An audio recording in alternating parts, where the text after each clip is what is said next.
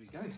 So, thank you for joining me, Anna, on the BTS Creative Academy podcast. Thank you for having me. We're here today in the Megaroo Hotel opposite King's Cross Station. They very kindly let me record some of the podcasts here. So I always like to start by saying thank you to them for sharing this amazing, unique space. It's something quite different about this space, isn't there? Yeah, it's incredible. So we're here today to talk about you, to explore a bit of your creative journey and find out a bit about what you do. You're an actor and a writer from what I see online. But before we get into it, I've got a little tradition to how we start these podcasts. If you'd like to join me, I basically do a 3, 2, 1 clap and then we're in. So you ready? Here we go. 3, 2, 1. There you go. Failed. There you go. You failed?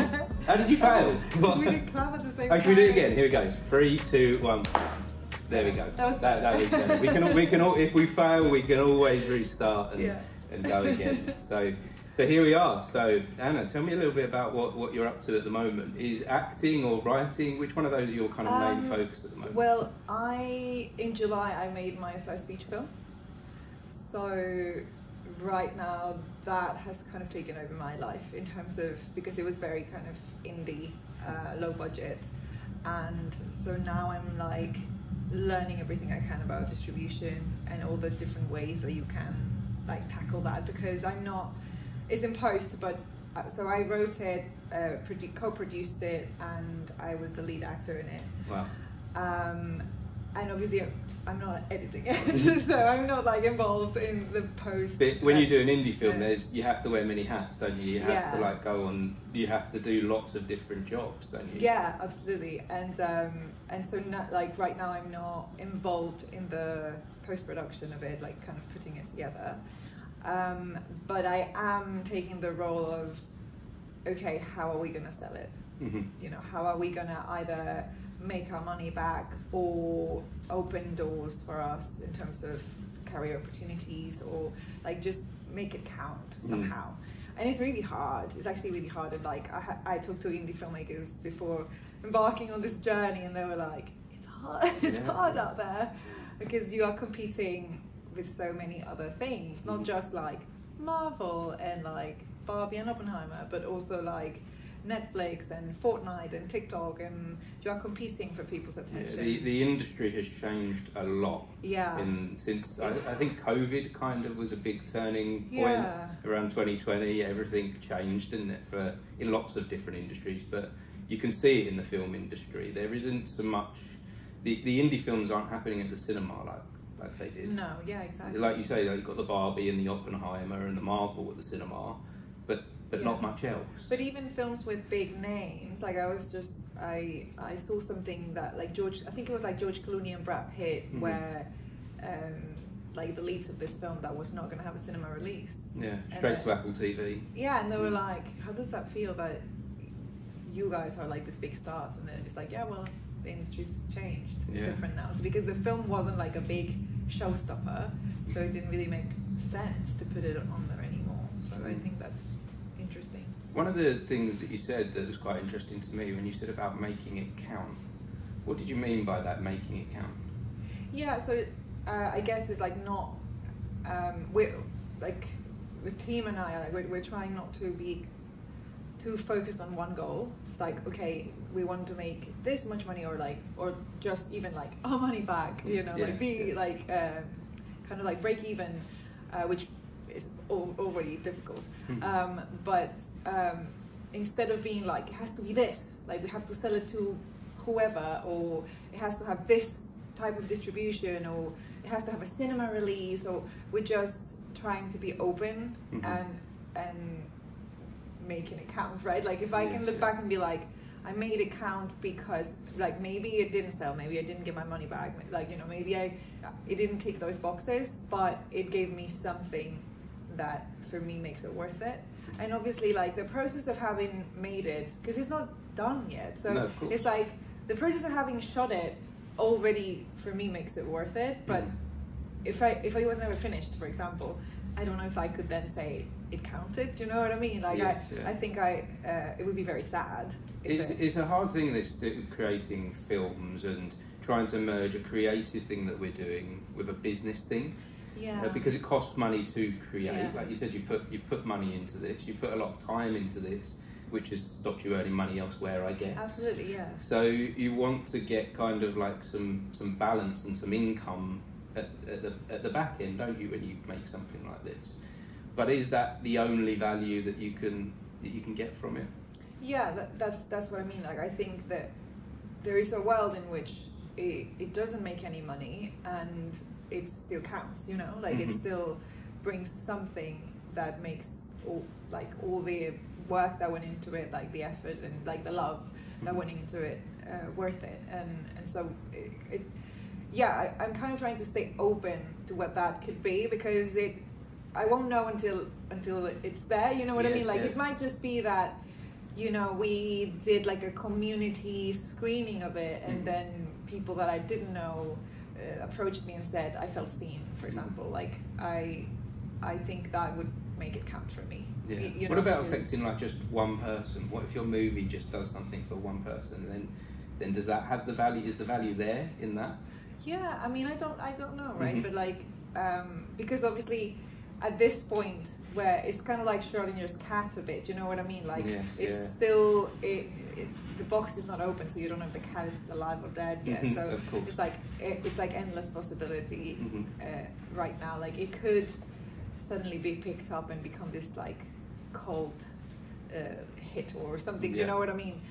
Which is very unlikely, I know. But you kind of, at this stage, we kind of can dream a bit of like, oh, maybe we win the lottery, because it is kind of a lottery, you know, like those festival darling films and stuff. Like, of course they have merit, and of course the creators are talented, but we all are. You know what I mean? Like, we all at this level, like we all are. So what defines one project over another for that one to raise up and for it to be seen by the masses? Right? Like, sometimes it's good, like the right timing, you had the right story at the right time, and it just takes off. And that might be us, but most likely won't be us. And it's just like, can we? For me, I think like what I really hope it gives me is the opportunity to make another one, or another long form piece of content, because it might not be a film, but it might be a show, or like, you know, a series or something, because I would love that. And I think if it doesn't do that, this might be the only one I get to make, which is something I knew going into it. So I was like, I really have to make this count, because this might be the only one. Like, so I have to like enjoy it as much as possible. And I threw everything at it. We had a baby. We had like actors like over 65. Yeah, you had a baby within the movie, or no, I think like a baby actor. You know, okay. Like, we had like we did people that I've talked to about like what we tried to pull off with the money and the time that we had. They're like, you're insane. Like, why did you do that to yourself? But I was like, this might be the only time I get to do this, so I have to do all the things. So yeah, we threw everything at it. Everything that I was like, I always wanted to play this kind of character, or I always wanted to have like this storyline, and no one ever gives it to me because of this or that. And so for the most part, I was like, I felt that I gave myself what I always hoped someone would give me, and that felt really good. That I was, and also like, I think at some point I was like, well, this is something that I, you know, no one cast me in this film. Like, I put it together, and I gave this kind of gift to myself. But then the director pointed out to me, because I did not direct it, the director pointed out to me that he was like, well, a lot of people had to say yes to you for this to happen, because obviously we were paying people, but like, we were not paying the best rates. No one was becoming rich from making this film, as it is with many indie projects, and people had to connect with the project, because you know, there's a lot of people out there, when you're working for a big studio or stuff like that, you're like, this is terrible, I hate this project, this writing is awful, but the money, right? So people are like, but the money, and I need money, so I'm gonna go and do that. But that wasn't us, you know. Yours was a passion project, and bringing those other people on board for the love of the project. Yeah, exactly. So we kind of had to, and that's very vulnerable, and it was very scary. because I personally had to go to every person being like, hey, we're doing this, this is the money, I know it's not a lot, I wish we had more. Do you know what I mean? Because obviously I'm normally on the other side of that, and I know what it's like when you're like, it's almost like asking for help, isn't it? It's quite a scary thing to reach out to people and say, I need help with this, I need you, and you may be giving me more than I can give you. That is a very vulnerable place to be. I did that recently myself with this. I reached out to someone for investment, and as I did that, I got a massive anxiety attack, a massive I don't do this, I don't ask others for help. It was really, really scary.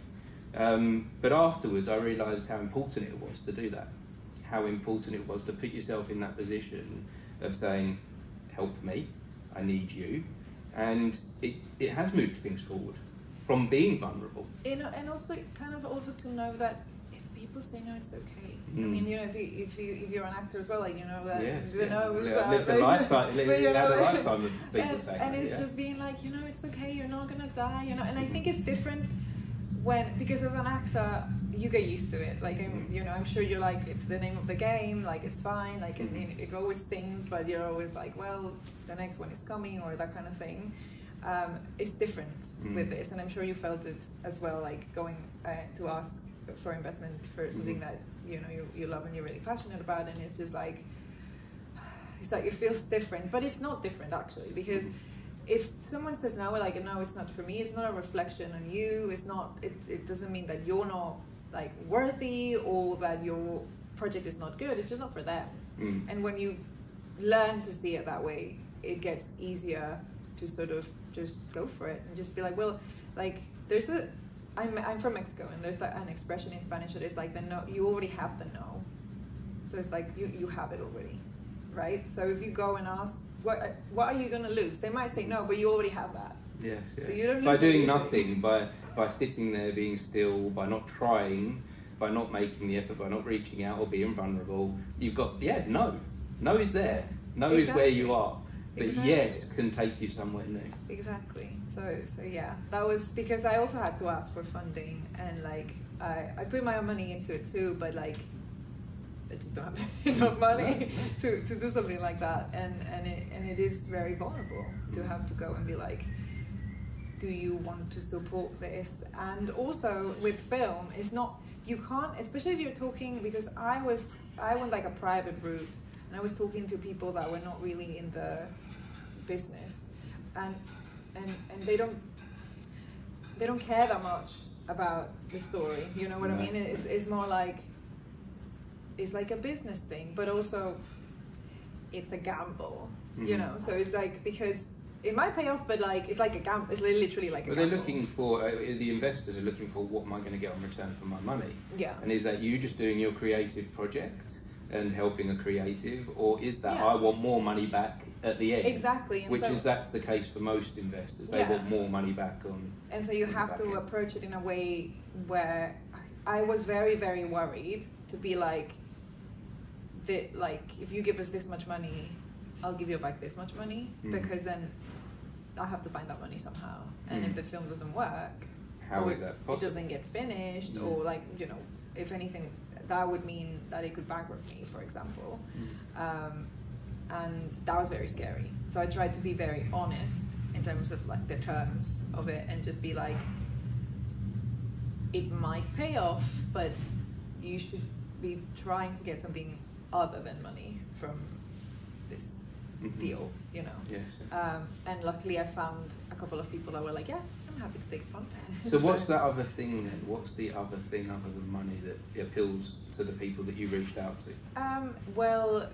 For example, some of them like the idea of like being on set, because that's if you think of people who are not in the industry, it's just like this whole new world, right? Like they don't know how the magic is made, or like all those things. And like my actor friends, if I'm like, can you come and be on set for nothing, or can you pay to be like, no, like no one's gonna do that.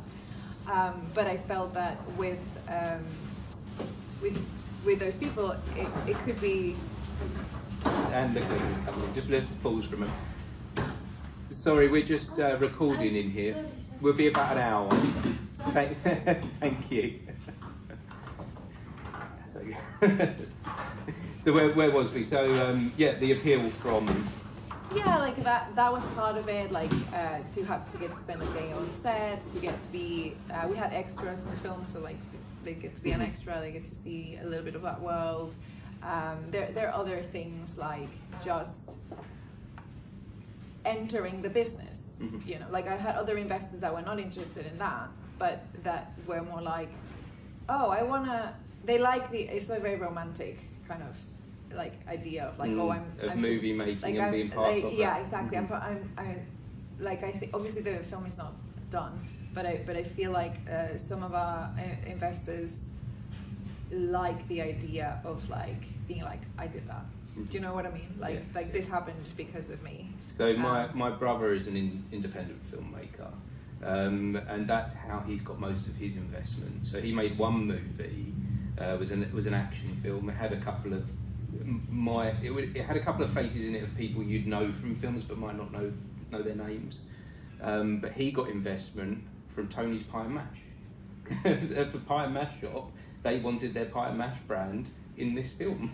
Yeah. You know, like you'd think like a small little do you call it a cafe or a restaurant?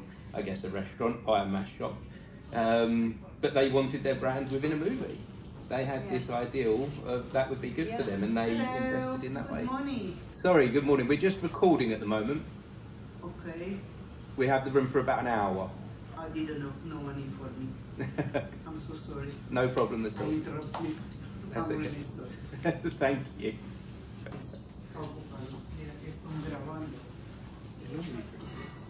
That's alright. Interrupted. But so Tony's Pie and Mash. They paid for one film for my brother to make. Yeah, I mean that's amazing. That's another route I tried actually at first, because I was told like sponsorship, like people wanting their brand and like and we like this was like the film is around the stories around like a British Mexican family. So I was like, well, from our research, I don't think there's been another film that centers a British Mexican family, and we were like, well, this is representation. This is like showing like a, you know, different like cultures coming together and a different aspect of them and stuff like that. And we thought there might be companies that might be interested in putting their name to that and being like, we're helping like kind of like pioneer this, you know, representation on screen. And so we started reaching out to people, but it didn't work. And I think it was what I heard from other people who were also looking for sponsorship for other things, not necessarily film, but for the arts. Is that like last year when we were trying to get the money, it was just dire. Like no one had money for that. But it was just like, and also as well, I think with things, because for us, we couldn't, it's not like a big film that has big stars that you can be like, I can promise you this much eyeballs on this film. Because then it makes sense, right? Because you're like, oh, if I'm going to have this much eyeballs, then like, and for us, we couldn't do that. So for us, it was more like, we can promise you that it will be really good PR, because you can say that you're helping with this, like represent this thing that has not been seen and like all that stuff. So, and that if that is part of your values, and we were looking for companies that those were their values and stuff. It's a good representation of who they are by supporting you. Yeah, exactly. That, you know, are all about diversity and things like that. And but it didn't stick. It didn't stick. And it's just like, that's another thing that I would say if anyone's like trying to get something off the ground, you have to try different things and not be discouraged. Like sometimes it's just not going to work, and then you find another avenue and you keep going. You know. I've got this analogy of like throwing mud at the wall, and you just keep picking up the mud, just keep throwing it until something sticks. Like you don't know which one's going to stick, but if you want this thing to happen, you've got to keep trying lots of different keep things. Talking about it, because that's, for me, I think that's what really helped. That I would tell people, I wouldn't ask them for money specifically, but I would just be like, this is what I'm doing. Before I did this feature, I did 4 short films, but I crowdfunded for 2 of them, and that's successfully, and it was really hard, and it was just not something, for the feature I was like, I can't do it again. Like I don't want to because it's just, I don't know if you ever tried that, but crowdfunding. yeah. I did it successfully earlier this year to take this to the Edinburgh Fringe Festival. Oh, amazing! And what you're saying there really resonates with me, because that's exactly what I did. I set up a crowdfunding page, so that's there online, and I shared it and did all of that. But what worked was just talking to people, not saying I'm looking for money. I'm just saying to people, I'm going to the Edinburgh Fringe Festival. I don't quite know how I'm going to afford it, so I've set up this crowdfunding thing, and I'd have a discussion with someone about what I'm doing. Next thing I know, that person has donated £5 or £10 into the crowdfunder, and you're like, wow, like people do care about what you're doing when you talk and engage with them. Yeah, when you connect and don't come with this like needy energy. Needy, like I want please something. help Yeah, me. it's that like wanting something from others. I think puts a barrier up, a block. Yeah, absolutely, and I think that's so more. I didn't go the normal route of like, okay, let's like hit like cold call. I mean, I did cold call the sponsors, and if that didn't work, maybe that there was something there, right? Yes, that I was like, please help me. But I was just talking to people, just being like, this is what I'm doing. This is, and like we just got so lucky with so many things. Like we got the kit that we used for like 90% discounted. We got the location like 70% discounted. You know what I mean? Like we just, somehow people were like, I'll help you, even though I never asked. It was just through connecting that you was. Yeah, I was like, for the location, it was like, well, how much, like, what are your rates? And they would be like, these are my rates. And I was like, no, I can't, I'm not even going to counter offer because I don't want to offend you. That literally was a conversation with the person that we ended up like hiring the location from, and they were like, no, tell me, like, and I was because with other people I was like, okay, I'm gonna tell them less than what I have, so that there is like, we can negotiate and they feel better because they got more money than they thought and all that stuff. Yes. With him, the price was so high that I was like, I'm gonna give him all I have, and if it's a no, it's a no, and I'll keep looking for the next thing, right? And he was like, yeah, no, we'll help you. And it was that kind of thing that I was like, wow, why? Like that's so great. I think people generally do want to help. They just don't want to be in a position where they're being asked for it or forced into it or pressured into it, or no one wants to be sold to, do they really? Yeah, exactly. Yeah, and it's a hard balance to strike there, because you do have to sell sometimes, because it's part of it. It is part of it, yeah, but it's how you're doing the selling, isn't it? Yeah. It's with the hard sell or the gentle approach, the conversation, the being honest, the being vulnerable with people.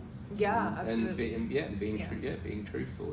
And I think that's where I am right now with the distribution. It's like a similar process of like, what are the different avenues, and let's see what sticks, and let's try them all, and let's see what sticks. I'm just trying to learn the best way to like reach the target audience. And obviously it would be great if someone came in and helped, as in like if we got like traditional distribution, so someone that already has done this a lot and has a lot of experience could be like, this is how you reach the people, this is what is best for your film, like don't have a theatrical release because blah blah blah, or have like a limited release because this or that, and someone who could just like come in and guide you. Like, you're looking for a bit of a guide at this stage. Yeah, I mean, I don't think I'm gonna have a guide, so I'm just like, I'm trying to find information so that I can make my own mind and stuff. But it would be great, obviously, if I did have to do that and someone came in and said,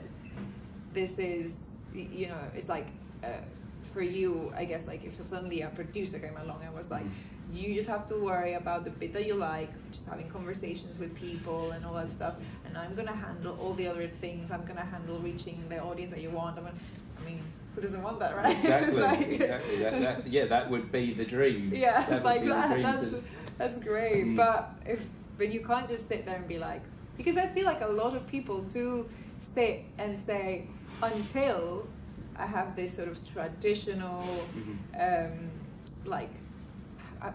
the word I'm looking for is like kind of validated way, then I am just gonna sit here, because doing it myself just feels like is not as important or it doesn't matter. And I have a lot of like creative friends, like not just actors, like writers and, you know, directors that are like, no, I'm not gonna make a feature until the BFI really wants me or something. I'm like, okay, well then you might never make one, like, because, and I hope that the BFI does come for you and like they love you and they give you millions of pounds to make your first feature, but like that might never happen. No. And you know, for me at least, if it's between never doing anything or not doing it the ideal way that I would have preferred, I'm just gonna do it. Yeah, and I think this is the thing with creatives. There's two things that get us and hold us back, and I think one is procrastination. Yeah. That's very common with creatives in this journey, and that we can't move forward with something unless it's the perfect way to move forward, because we might have this vision and this idea, and in our heads it's all perfect, and how do we get to that perfect place without all the other perfect elements coming in? And I think you're showing a great example here of how you do move forward and you make things just work and come together. And it sounds like you're putting yourself in a position to also be lucky. Yeah. So, because I don't believe luck just happens. I don't believe the BFI just email anyone and say, make a film and here's some money. I think you put yourself in that position that they know who you are, that they know what you're capable of on your own.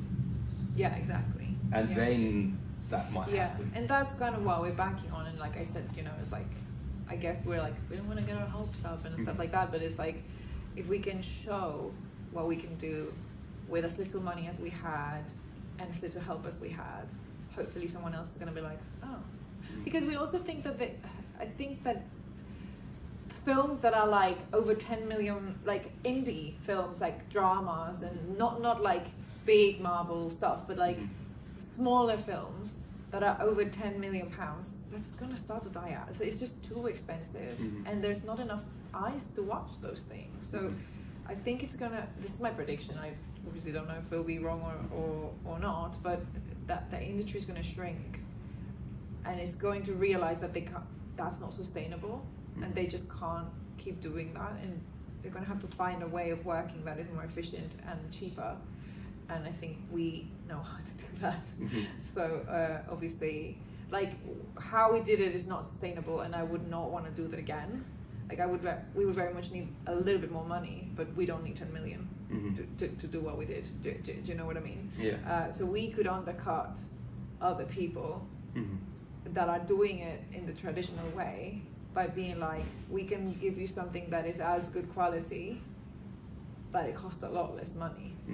While still giving everyone good wages, and do you know what I mean? Like, while still and finding a return on that investment in some way. Yeah, exactly. We are at a massive crossroads with this industry changing, and the studios are clearly only interested in the money, and the cinemas. If you haven't got any stuff, when was the last time you saw at the cinema a movie without big names?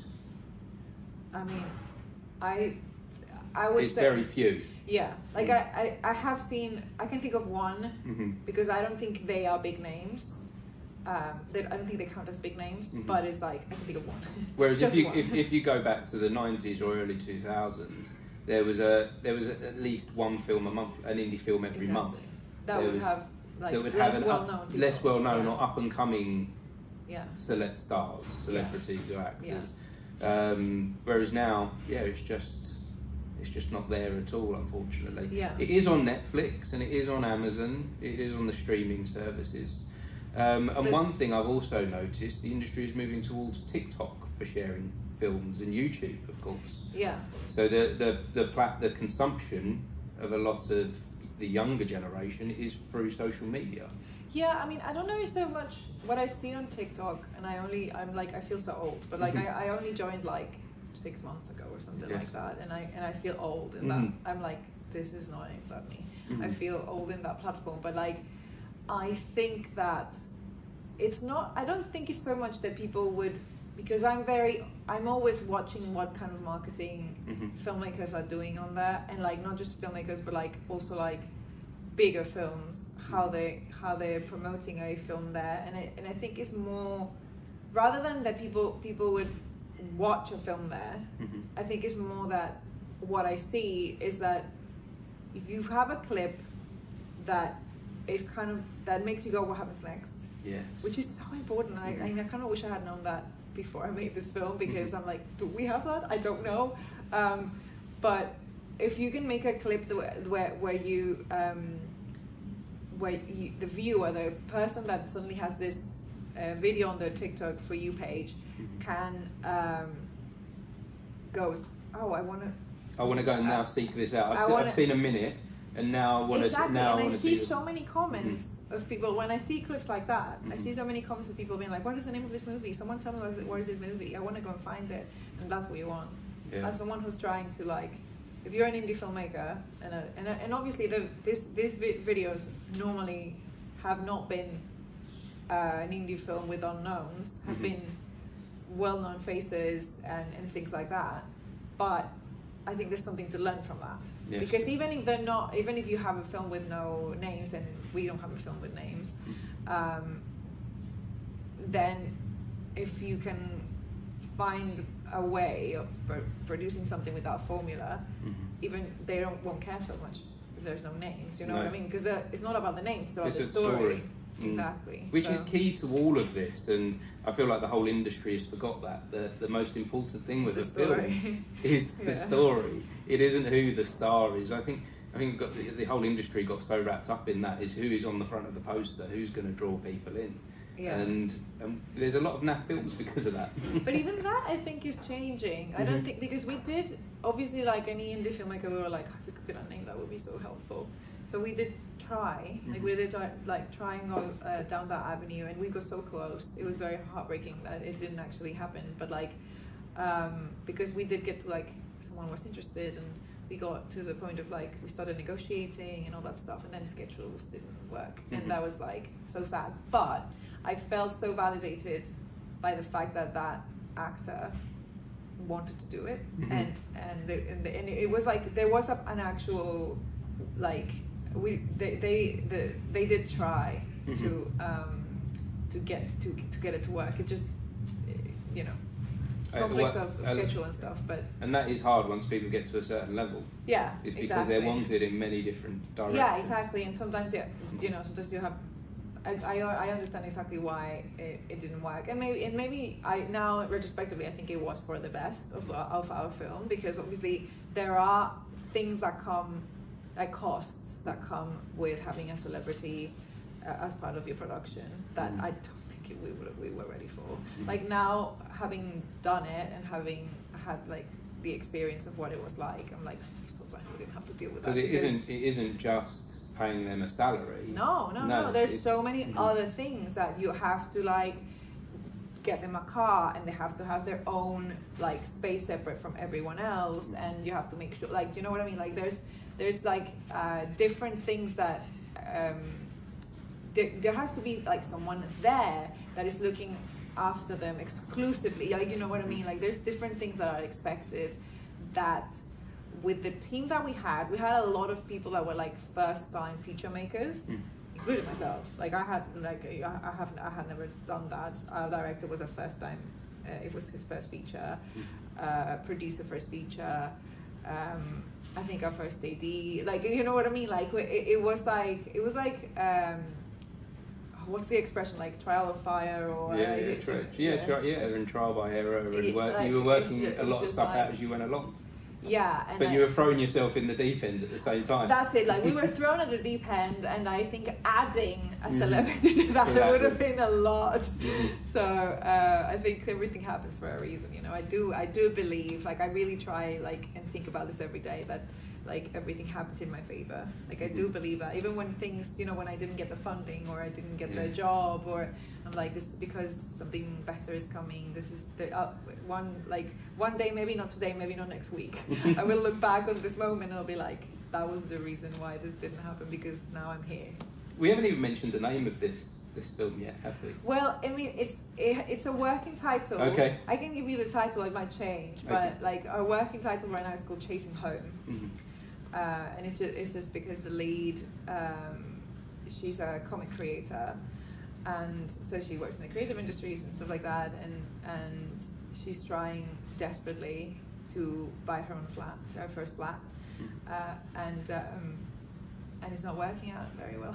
So, which is a common problem for a lot of people. I think we're in a housing crisis. Exactly. Yeah, we wanted to talk about the housing crisis, but we didn't want it to be like preachy and annoying and like too depressing, because it's already very depressing, isn't it? So that's why it's a comedy. So that we could bring like other things to it and stuff like that. But essentially the premise is that she's single, she lives in this horrible London house, so she's 30 years old and she's feeling very behind in life, and suddenly she gets like a break and decides that she's going to use that break to feel successful and buy herself a flat, feel like an adult, and then falls through, as things do, and she's like, I still need to get this flat, like she kind of like swallows her pride and goes to her parents to ask for help, and they say no because her mom is pregnant. So that is the premise.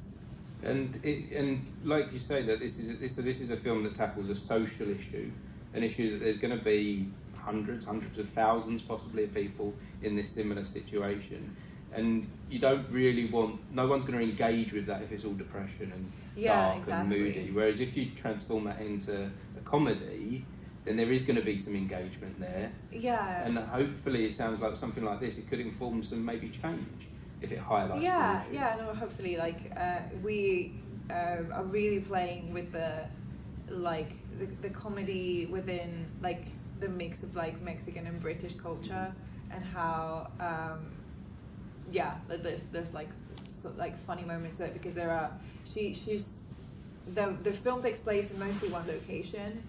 So it's her dad's birthday, and there's this party, so you have like Mexican guests and like Latin American guests, and you have like British guests and like a lot of boomers, because her parents are boomers, and so it's like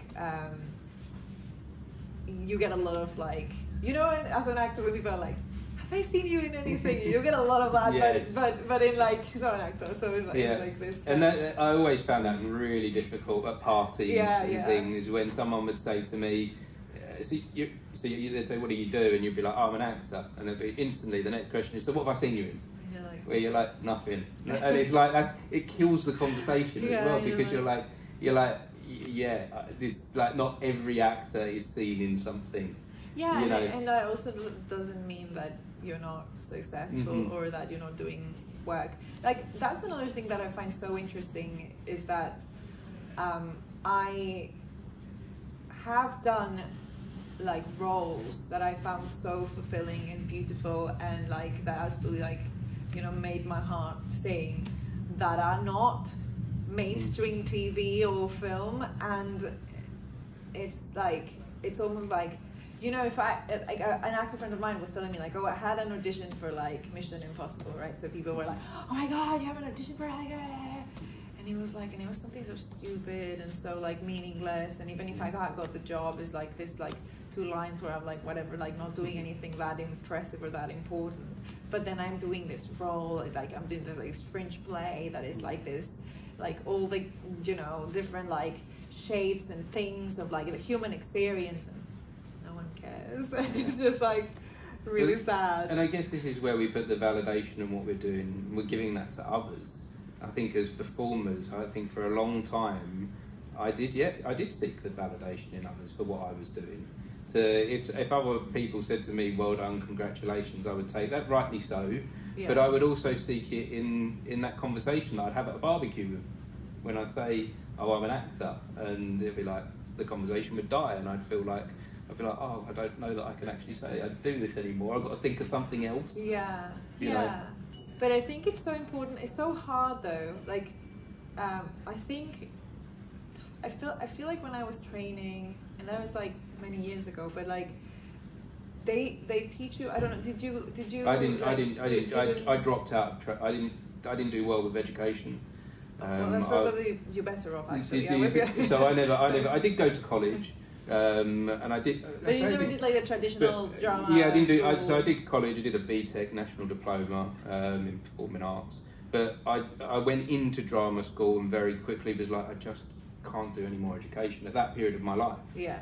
Now I love education. Now I can't get enough. I'm in this space now where I can't get enough of it. But at that time, in my early 20s, I was like, I just can't do any more of this. It's not. I'm dyslexic, and I didn't know how to cope with that. Yeah.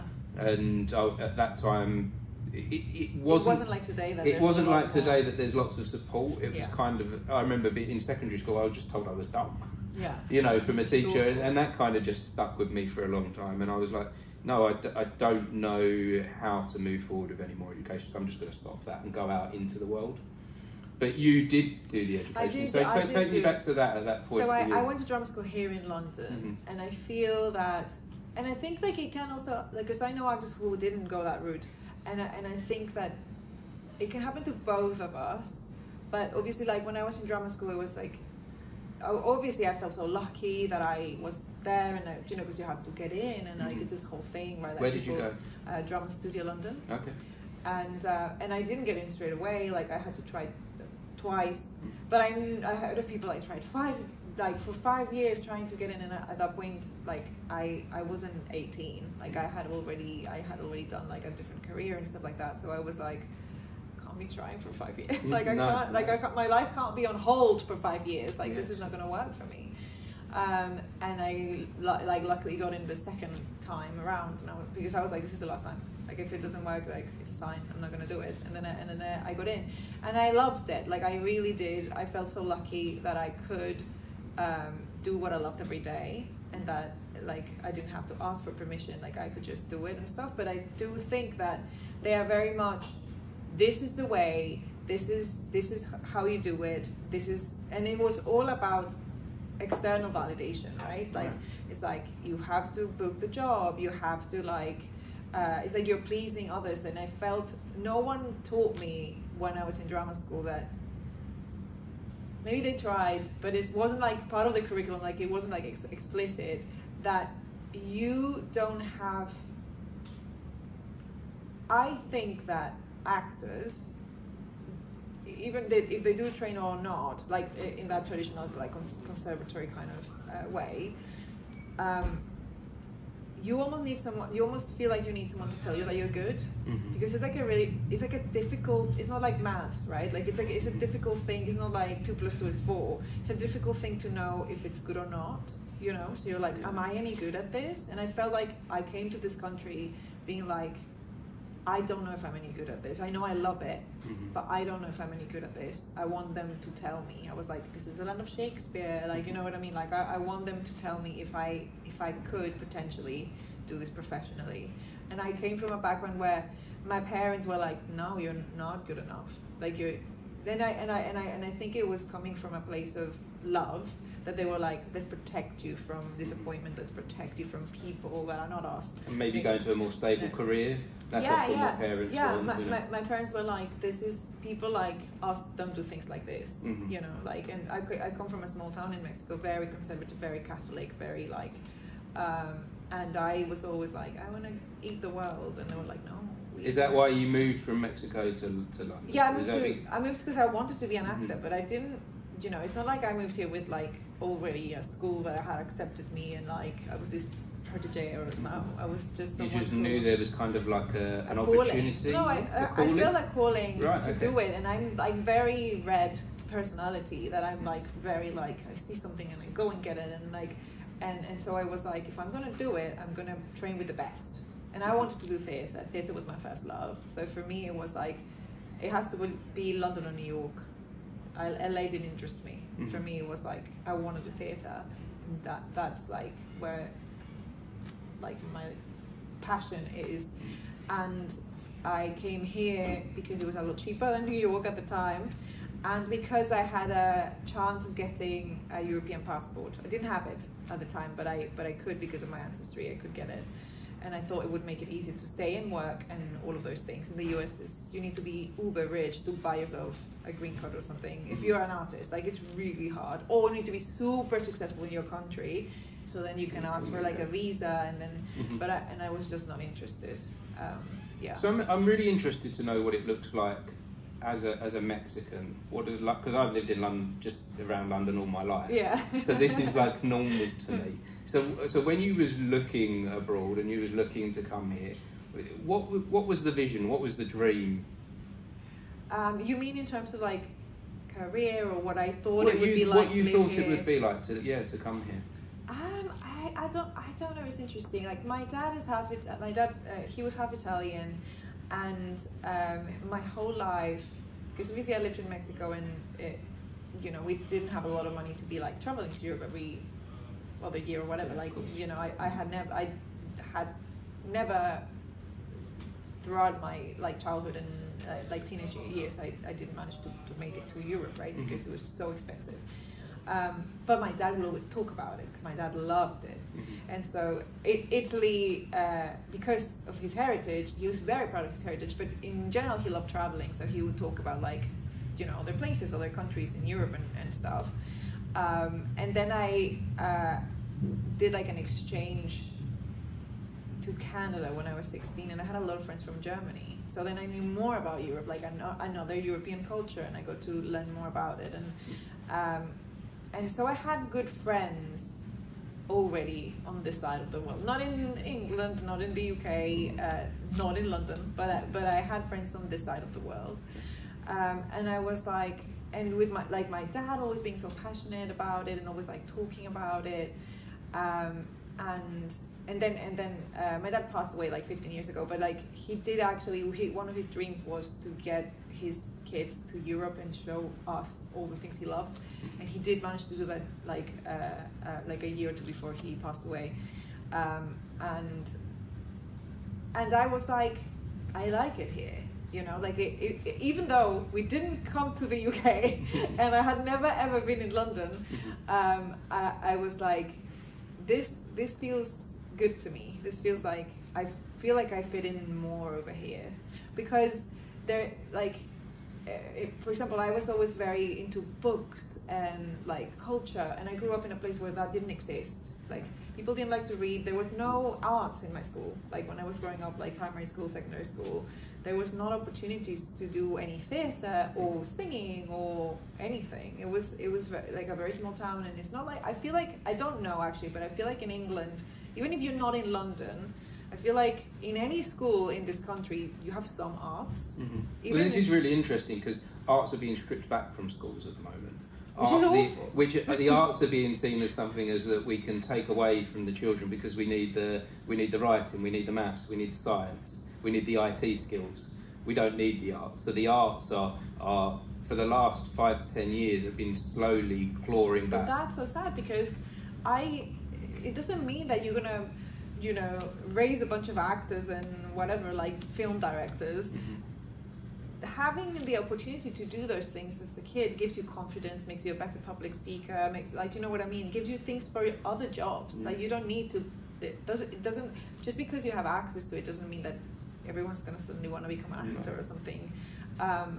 My son, for example, he's 19, he's turning 19 this week, and he is one of the most confident people I know. He can talk to anyone. He did drama at school, he did a drama class outside of school, and that gave him the confidence that he has now. He has no interest in acting now. He enjoys what he did when he was younger, but now he's doing stuff in science and aerospace engineering. But he can be successful with that because of the skills he learned in drama. It just gives you so much better, like, social skills, communication skills, and life skills, absolutely. And that saddens me so much, like, because obviously, like, I know with people my age that, like, when we're growing up, like in the 90s and stuff like that, and like early 2000s, that grew up in this country, they're like, oh yeah, no, I did have that in school, but things that I didn't have access to, like I had access to like sports and stuff, but I was never very good at that. So like the thing that I was actually good at, I just didn't really have access to. And so I like later when I decided that I was gonna try and train as an actor, for me it was London or New York, and London seemed more attractive because being a Mexican, I experienced quite a lot of discrimination in the US. Like we were not too far from the border, so we would go to the US sort of regularly, like maybe twice a year we would like have a holiday over there or something. And I experienced a lot of instances where there was like discrimination and things like that, so I felt very not welcomed. And obviously, like, I'm not generalizing, like I have super like nice like beautiful American friends now, but it's a tricky, for me as a young person, I was like, do I really want to go to a place where I'll be targeted, not to say that here in England there's no discrimination and like xenophobia and things like that, but there is. I mean, Brexit happened, right? Like there obviously is, but I was like, but I will be targeted because I'm Mexican, and I had experienced that, and so I didn't really feel like I was like, I don't feel like I want to go, because I was going with a one-way ticket to wherever I was gonna go. Like I wasn't thinking, oh, I'm gonna be here for a few months and then see. No, I was like, I'm leaving. Like I'm not coming back. What made you feel like that? I never felt like I fit in Mexico. I always felt that like a fish out of water, and like everything I've made, every short film, like it's like fish out of water, because like I feel like I have this wound, right? Like I always felt that I just didn't fit in. I didn't fit in with the people. I didn't like. I just, yeah. I was like the. You was looking for sounds like you was looking for a culture to connect with.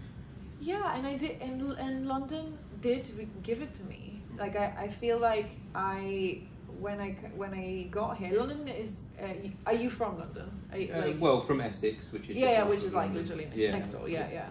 I feel like it's a tough place. Like it's not a very welcoming. It's not the most. It's not like Spain or something. Like it's not like the most welcoming place to get to. But I didn't really care that much. Like it was hard at the beginning because I didn't know anyone, and I had no money, and I was trying to get into drama school, and it was just like difficult. But I think that I just felt that after a few months and really trying and being open, like I felt that it adopted me, and so it just felt like home. And I think like for the first 8 years I was madly in love with it. I think now, since the pandemic, I think I have fallen out of love, and I am trying to find the love for it again, but it's well, like, the world has changed, the world has shifted, and I think I wonder if we're all trying to re-find where we sit in this world. Maybe where we had this pause and we had this break, and the world maybe got a little bit lost. Yeah. Because it was on a certain path. Yeah. Stopped, and now a reset maybe. And I do think things change. Like I think when you're young, I think London is a great city for the young. Yes, like I think when you're young, you really feel. It's just so full of opportunity, and there's this hope, and then there's this like the beginning song of a musical, and you're like, I'm gonna eat the world, and I have all this stuff. But then 15 years later, you're like, I was looking for a flat recently, and my daughter was desperate for me to look in London. She was like, we have to move to London. It has to be London. I'm like, no, like I appreciate going into London, and work is there, and there's opportunities there, but I don't want to live there. I don't want to be there 24/7 because there's so many people here. Yeah. But I do feel like there's a disconnect with all of those people. I see a lot of loneliness in London, where everyone's crammed together, but everyone's an individual. Yeah, I really feel that, and I think when I was young, because I'm from a small town, right? So I didn't have any. Like privacy almost, like it's like everyone knows your business and everyone knows who you are, so you can't it's almost like being a celebrity, right? Like you can't leave the place without everyone like clocking you and seeing what you're doing and like all that stuff, and I hated that. I really really hated that. And moving here was like, so freedom, you can do what you want. I want. And it was just like, because there were very strict social rules, right? And and when I moved here I was like, I can figure out what I actually like and what I actually like to wear, or what I like to do, or if I want to stay out late, or if I want to not stay out late. It's like, but do it because I want to do it, not because that's what I'm supposed to do. And that was amazing. That was like a gift that I got from the city. But now that I'm older, I'm like, I miss people knowing who I am. Do you know what I mean? Like I miss knowing my neighbor. So where do you think the changes come in then? The change from loving it and appreciating being completely free as an individual to feeling like, no, this isn't perhaps for me anymore.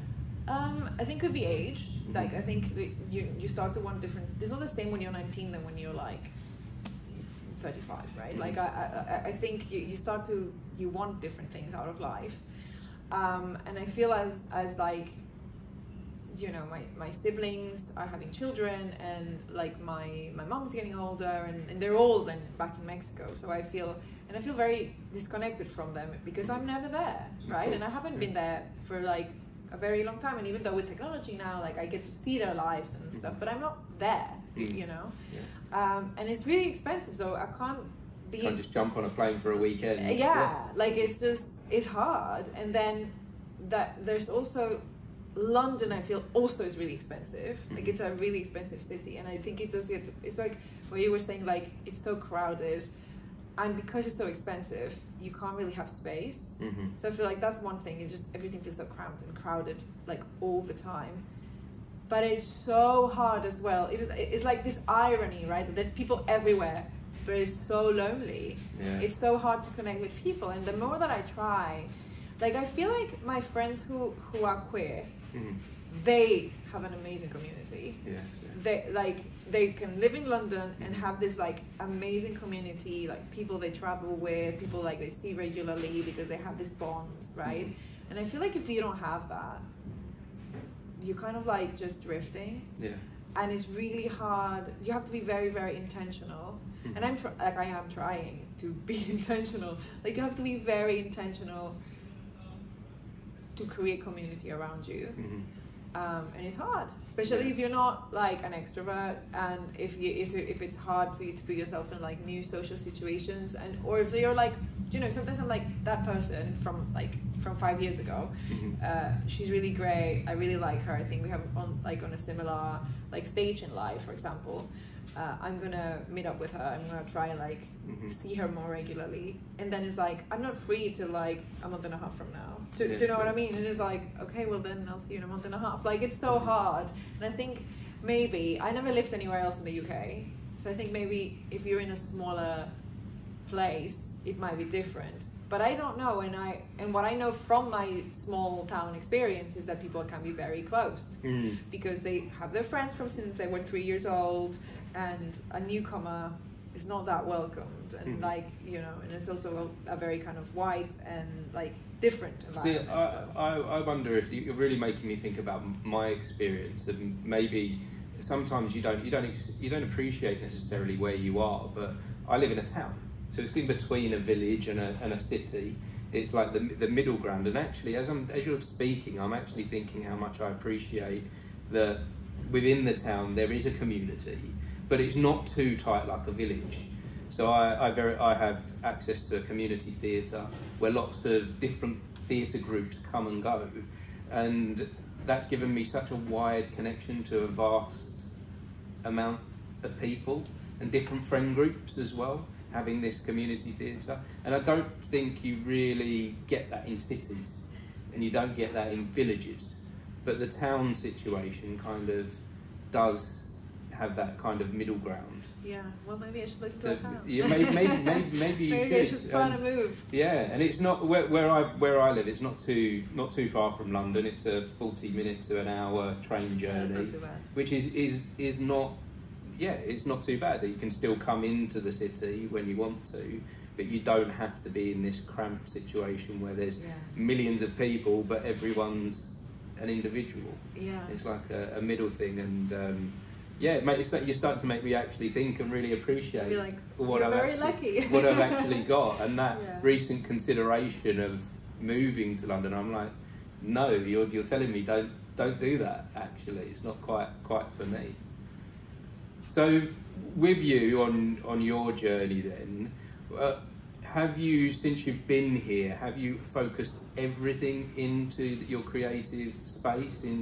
Have you focused everything you've got into being an actor and a writer? Have you managed to be able to do that here? Yeah, I mean, I think that pretty much, and I think it's obviously I've had every job in the book to try and pay rent. Do you know what I mean? Of course. Yeah. Like, because it doesn't always pay to be a creative. Yeah, exactly. I'm not. When I say I have, I don't mean. Yeah, I have never ever financially had another successful. job. I have just done this, and you know, sometimes when I meet actors that say that, I think it's really funny, because I think it's like I think they're bluffing, because you can quite easily like know if, do you know what I mean? Like somehow I've of course there are actors who become jobbing actors, and then like they get enough really like well paid work to be able to fund the months where they're not working, because everyone has that. It doesn't matter how successful they are. Like everyone has quiet periods. But I think when you're like a youngish actor, I think you feel like you have to be like, I'm only an actor. I don't do anything else. And like it's not true though. Like you have to do a bar job as well. Like you're lying. Like no, I've just been able to do this, and like that's, and I'm like, have you? You know. It's like it's hard, and yeah, I've done many jobs over the years, but the thing that I'm realizing is so hard to let go of, and I haven't yet been successful at letting it go. But I think that the thing that I'm realizing is that I have always prioritized acting above anything else, which means that has kept me broke. That has kept me in a bad financial situation, because and maybe not doing jobs that are super fulfilling, because I'm always doing the shitty flexible job in order to still be available at the drop of a hat. Because that's what this industry is. This industry changes at a moment. Yeah, exactly. But I feel like I'm getting to a point where I just don't want that anymore. You know what I mean? Because that's a hard way to. It's a hard way to live. Yeah, and like, it's fine when you're 20, but and also because you're hopeful, right? You're like, maybe in 2 years they'll change, maybe in 3 years they'll change, maybe. But I'm tired of living my life that way. Like I don't want to be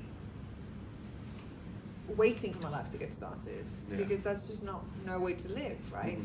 But I think there's a lot of stigma. There's a lot of like, well, then you don't want it bad enough, and you don't like, if you do something else, then you have to be an actor, and that's all that you are. And I think like it's been a good few years that I have, obviously, like I made my own film. Do you know what I mean? Like it's been a good few years that I have like kind of let go of that. But the thing I can't let go of, for me, is terrifying. I find it terrifying to take a job that does not allow me the flexibility to drop everything, and so I don't. And so that means that I'm still in that. I'm like, it has to be a great job, but it has to be super flexible so that I can drop it at any time, and like, because you want to be able to be you, and being you is being an actor. Yeah. This is who you are. So you don't want some. I have exactly the same feeling. I completely get this. I've done this for 20 years like this, of being like, I worked in a bank for a while, and that was like a 5-year period of time that I didn't do acting. Yeah. I didn't do theatre. I didn't do film, and it was horrible. It was the worst time of my life. And after that, I was like, I'm never going back to something where I can't be me. And this is who you are. Yeah, like storytelling. I don't like, but I think something maybe is just letting go of the. But I'm not ready. But so it's like I've been grappling with this, because I'm like, should I actually leave the trodden path? You know, like you have an agent, you do auditions, and you get a job. That's like the normal way of doing it, right? Should I leave my agent? Should you know what I mean? Should I just like not do that, not audition anymore? But I can't. Like I'm like, no. You can, I guess. Can you seek other things? Can you try other things? You know, like when you're trying with your film to seek many different opportunities. Of course I am. Like I am currently. I'm like developing 5 different projects. Like if the film pays off and stuff like that, I'm like, I have 5. Like do you want a horror? I have a horror. Do you want a sci-fi? I have a sci-fi. Do you know what I mean? Like I have like a portfolio of like different things that I can bring to a commissioner. If I ever was lucky enough to be in a room with a commissioner, I'll be like, you're not into this? I have this. I also have this. Like I am creating like 5 different things at the moment, because that's an avenue that I think can get me to the same objective, right? But I think, I have lost the joy of the like traditional path, and so sometimes I get an audition and I'm like, I don't think it. By the way, with the traditional path, I don't think it works for many. Yeah, I don't think the way the agents tell you to do things, the way the industry tells you to do it, I have never actually seen that work for anyone.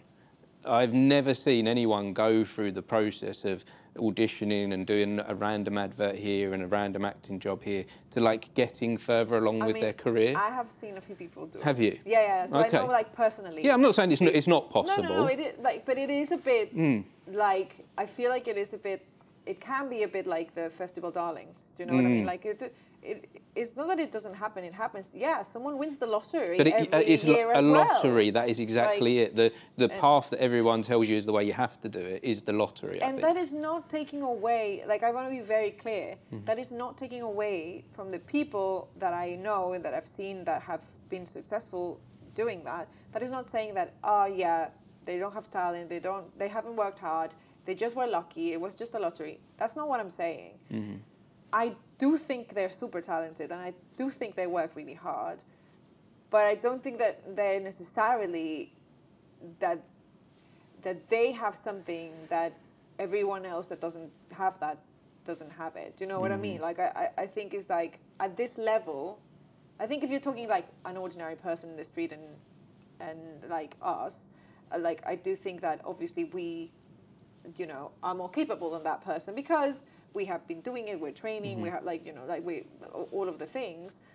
But I think at this level, when you're looking at your peers, it's not, I don't think it, like, that's just my opinion, but like, I don't think it is that, oh, well, they are this much better than me, and like, this is why they have these things, and if I could just be as good as them, then I think that's just toxic, and like, not, and untrue. And obviously, we are different, and it is a subjective career in the sense that some people are going to love you and some people are going to think that what you do is the best thing since like sliced bread or something, and some people are going to be like, nah, I don't really think his acting is that great, and that doesn't mean you're a bad actor. It just means they don't like your work, and just don't focus on those people. Like, well, what we're doing is art. It's a form of art, and art is subjective. Art is down to the individual, and whether that's you as an individual or the person watching you. Yeah, and I do think there is, as I said earlier, like timing. There's a thing about timing. It's like if they're looking exactly you, like it, and it turns out that or not exactly you, but like exactly what you bring, because you might, you know, play a character that's nothing to do with who you are. But it's the choices that you bring. Yeah. And it might be that day, those choices, and I didn't understand it. I knew it in theory, but I didn't understand it as well as I do now after having cast my film. Because people would always say, like, yeah, you know, like, it's not that you're not good enough, it's just like this or that, like the planets didn't align, and we're like, yeah, right, it's because I'm not good enough. There's nothing that, what about the planets? Like, if I was good enough, I would have got that job. How have you managed to look at this differently now you've made a film? What is it you're now experiencing as an actor? Because I could see, when we went through this casting process, there were actors that I was like, for example, there was an actor that he ticked all the boxes for the character that we were looking for.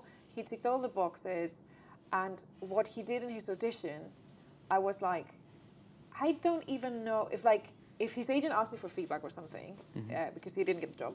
If his agent asked me for feedback, I don't know what I would say, because he's good, his acting wasn't bad, and he ticked the boxes and everything, like in terms of what we were looking for. But I didn't like his choices. But that doesn't mean that their choices were wrong. Do you know what I mean? They just weren't right for the part. They weren't what you were looking for. They were not right not even for the part. Really? Like, if it was another person looking at him, they might have been like, he's perfect. But it was me looking at him. And I was like, I wouldn't even give him any feedback because he's good. And what he did was good. It was a solid performance. But it wasn't what I wanted, and it's not something that because I hate when I get a casting and there's like no context, no nothing. I gave everyone as much context as I could. Like I loved that I had the opportunity to be the casting director that I would always want someone to do that job for me. And I was like, here's the tone, here are some comps of like what we're going for in terms of the comedy. Here's the context of exactly what's going on with this person. Here's a biography. So do you know what I mean? Like I get like I didn't want anyone to be guessing, because all the time I feel like I'm guessing. I'm like, what do they want? Like what is that they are looking for, and like all that stuff. And I was like, I want to tell them as much as I can of what I want. But at the end of the day, a lot of the time it's something that you can't even describe, like that, and so that's so frustrating as an actor, because you're like, I could give you what you want if you just told me, but sometimes you don't know. Like I think some of the best directors, casting directors, producers have all been actors, because they understand at the core what it is to be that person. But I think, like, going back to this person, I was like, he just wasn't right for it, because what he chose wasn't like what we need. But it was very, like, obviously there were other people that I was like, if they asked me for feedback, there were technical things that I could be like, there was noise and that distracted me, or do you know what I mean? Like that if they had asked for, I didn't give anyone feedback unless they asked for it. What I did do is that I replied to everyone, because I think, look, I wasn't getting paid to do it. Do you know what I mean? And if I, who was not getting paid to do it, to sit down and reply to everyone that took the time to tape themselves, because I decide how many people tape, right? If I don't have the capacity to reply to 200 tapes, I don't ask for 200 tapes. Of course. So I asked for the tapes that I had capacity to reply, and then I replied to every single person, telling them yes or no. And the people that I really liked, I told them, because I would always want to know, because you don't know who's on the other side. And I kept thinking, hey, I think you're amazing. People who didn't get the job, you know what I mean? Yeah, I was like, I think you're amazing, and you might know that, and you might be like, what are you telling me? I already know I'm amazing. But in case you don't know, and in case you're wondering if you should quit because you didn't get this job, this is what I think of what you did, and these were the bits that I loved the most. And the fact that I was able to do that, regardless if the actor read it and was like, I still hate you because you didn't give me the job, and I don't care about anything of the things you said, it just felt really good. It was almost like I was giving that to myself, to my younger self, who would have really needed to get that email at some point. And I actually did get that email at some point. Like at some point I got feedback from a casting director that didn't hire me, saying, we loved you, your performance was great, we went on a different direction, but it was nothing to do with you. Like there was nothing you could have done. You're telling me here how I always wished the industry would change. When I was heavily seeking acting work and doing a lot of auditions and really putting myself out there into the world and doing all the work, all the preparation, and then never hearing back, that hurt. That was something that I would always, at the time, I'd always be like, this is just the way that it is, and get past it. But on reflection, it's a terrible thing that we have this industry where we ask people to audition, to interview, and then we just like stonewall them. We just put up like a wall and just like, oh, they don't care. Whereas if you did that in any other career, in any other job, you go for an interview, you get an email back that says, no, thank you, don't you, at least. But just nothing from all that preparation and work. It's really tough. And I think, like, I understand, if I like send you my Spotlight link, like if I send you my CV to see if you want to see me, and I never hear from you, that's fine. It took me 2 seconds. Do you know what I mean? Like it's not, I didn't have to pour my soul into that. It was literally, to me, it takes me 2 seconds to send an email being like, hey, here's my Spotlight. Yes, yeah. I saw that you're casting for this role. Like, it takes me 2 seconds. A lot of the time, it's my agent doing it. It's not even me. Do you know what I mean? So I understand people not, because that's something I didn't do, for example. Like, I didn't reply to every single email that I got with someone sending me their CV. Because I didn't have the capacity. I just couldn't. No, I just couldn't do that. But I think that that's okay. Like, I think if you're just sending a CV, but if you have got an audition and you have done the prep, you have taken the time to learn a script, to tape it, to edit your tape, to think of your costume, to think of the if you use props. It's not a 10-minute job. We're talking about days of work, just aren't to we? show people some respect. Like it's not that hard. Like, One I'm of the sorry, last but- big auditions that I did before I said to myself, this is no more for me, was for a television programme. And I had to learn 3 pages worth of script. And I had to do a self-tape with them 3 pages worth of script, which a self-tape sometimes you don't have to learn it 100%. Yeah. But then I had to go in the room without the script. And that audition took up about a week of my life. Yeah. To get through that process. So it wasn't a self-tape, like you had so I to did the do it in self-tape person, first, and then they I got called you. invited to the Yeah. room, which is great, a great opportunity, and it was a good experience. But then just nothing, just absolutely nothing for a And week that's worth just of not work. okay. Like I'm sorry, And- I don't want to make loads of like I know I'm saying this like publicly. I don't want to No. get loads of enemies here, but like.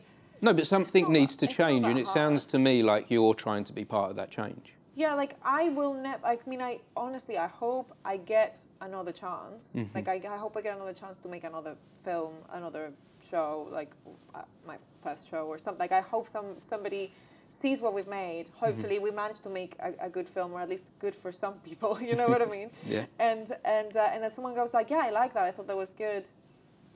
Do it again or something. You know, like I hope that happens because I really want to be able to be that person, you know what I mean? Like I want to be able to be that person. Well, you're being that person. I mean, yeah, You're being that person, I was that but person. you want to continue. You want to continue. But I want to continue being that person that is like, this is non-negotiable for me. It's non-negotiable for me to sit down and I think it's tricky to give like not I won't say bad feedback, but like constructive feedback is tricky. Yes. Because as actors, you just feel it like. It's like they, You know. they're just. It's just so Yeah. like awful to hear someone being like, "This is what you didn't nail" or whatever.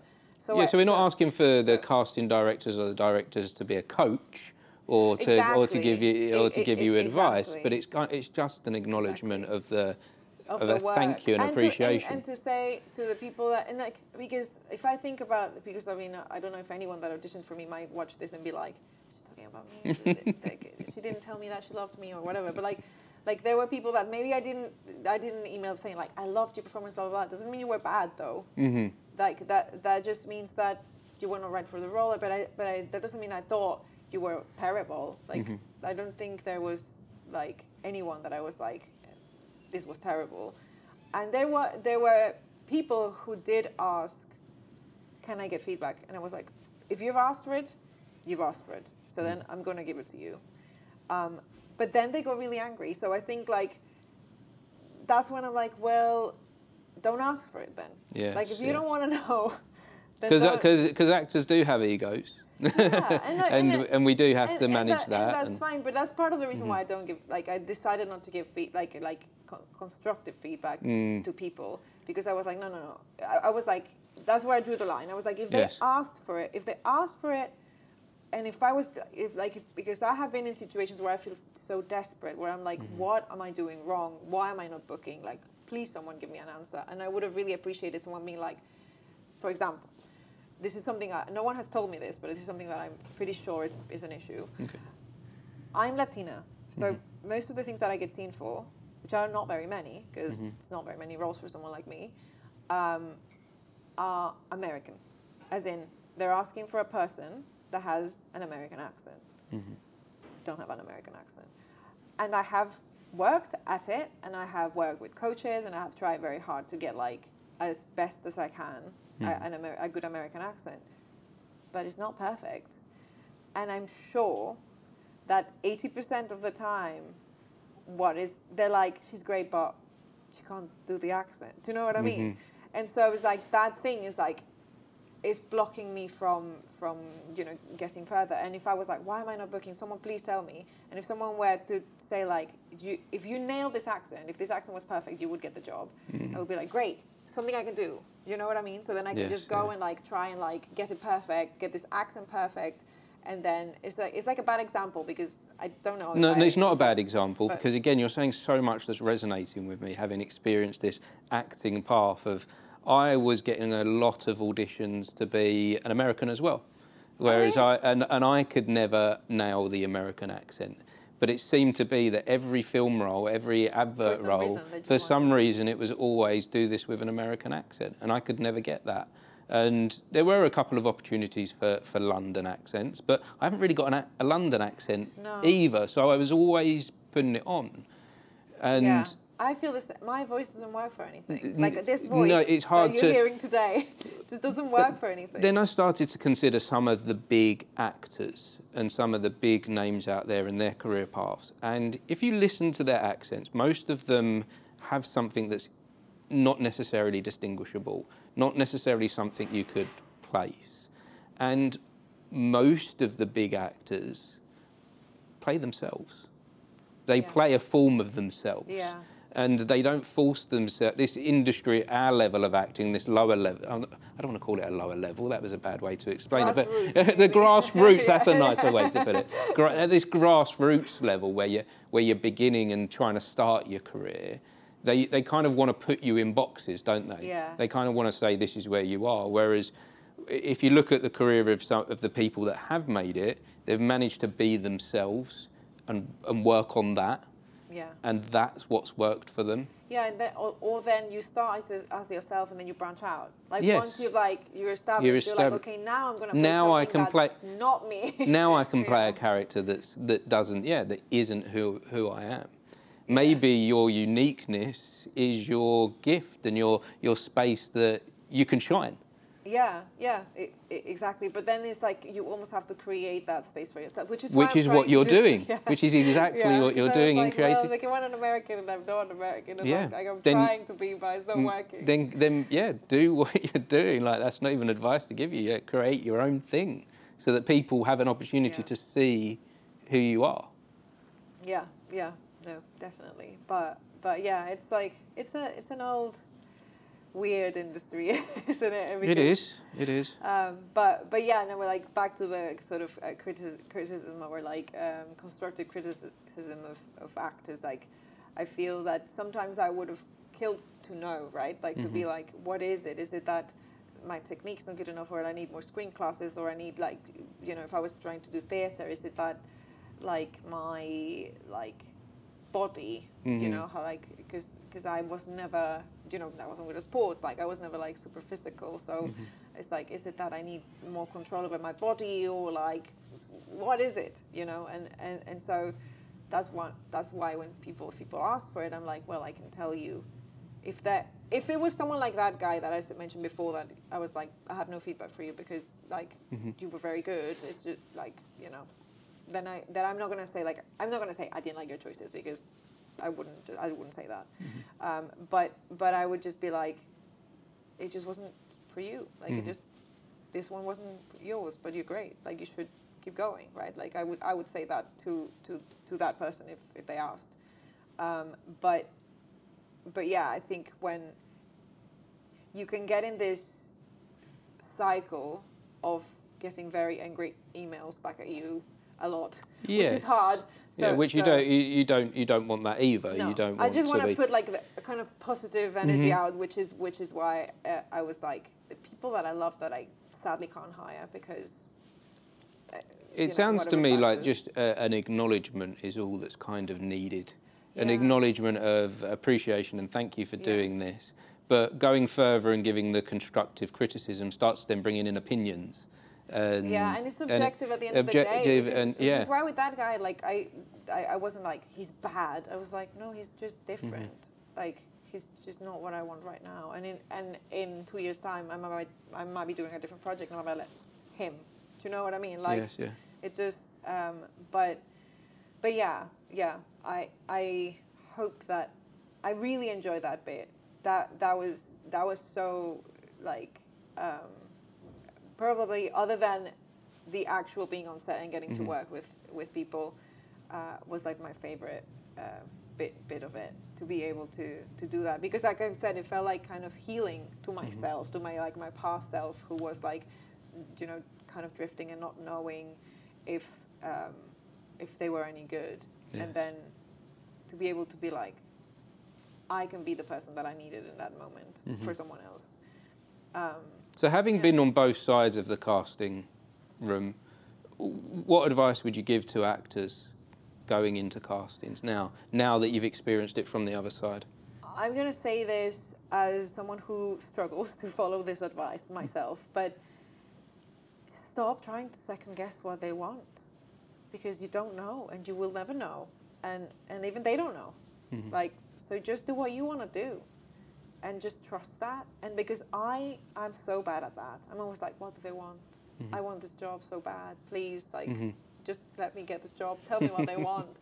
And it's like, no. And I am actually now, I am trying to see acting, like when I think of my finances, I'm not like, oh, I could get an acting job and that would top up my finance. Like, I'm not even putting that in the equation, because it puts pressure on it. It puts pressure on it in a way that it doesn't need it, and that makes me not be present. And that's the most important thing. That would be my advice. Like, it's just like you need to try as much as possible to be present without like shutting up the voice in your head being like, I haven't worked in this thing, I'm going to go to this party and they're going to ask me, what have I seen you in, and I still don't have an answer, and it's already been this many years, and like forget about all of that. Like, take this moment to play. Someone is asking to see what you can do. Someone is asking to see your craft in action. Use it as fun, as play. Like, forget about all the other stuff. It's really hard. I struggle with it. I'm not saying it's easy. Because if you care, if this is important to you, you're going to have all those other thoughts and feelings, aren't you? But when you're in the room, that's the time to close it down. Yeah, I'm just try and care less. Like, try and find a way. And how can you do that?